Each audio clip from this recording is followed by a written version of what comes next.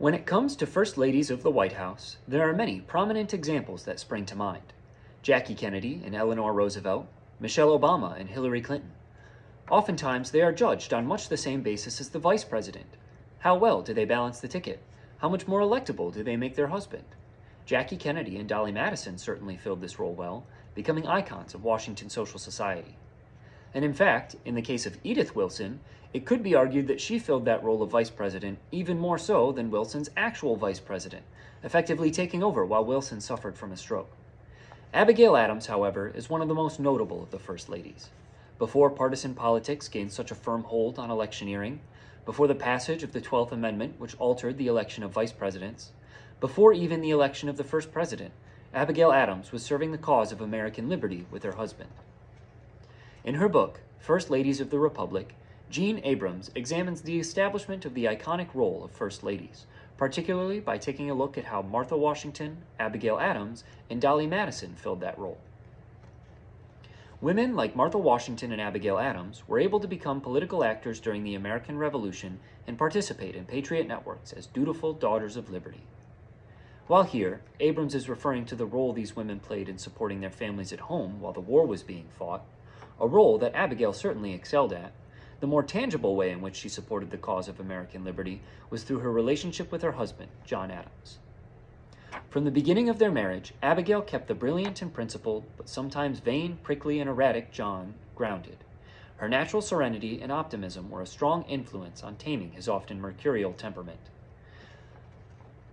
More than just being a loving and compassionate wife, Abigail served as his intellectual counterpart, someone with whom he could discuss the issues plaguing him in his law practice, in his fight for American liberty, and later on in his service as President of the United States. In this capacity, Abigail herself was just as invested in the creation of the American Republic as her husband. Historian Joseph J. Ellis states that John Adams' favorite form of conversation was an argument. He thought that arguments were the only form of conversation that really forced you into truth.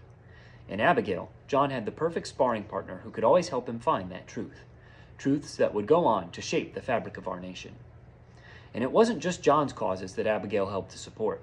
In creating this new republic, she was consistently an advocate for improving the rights and social status of women. In a letter to John while he was at the Second Continental Congress in 1776, while the Founding Fathers were creating our founding documents, she wrote, "If particular care and attention is not paid to the ladies, we are determined to foment a rebellion, and will not hold ourselves bound by any laws in which we have no voice or representation." In this, she can be seen as the first suffragette, as the first in a long line of women that includes progressive titans like Susan B. Anthony and Elizabeth Cady Stanton. Her premonition about ladies fomenting a rebellion would come true in the form of protests and marches until finally, with the passage of the 19th Amendment 101 years after her death, women would be seen as equals in American society.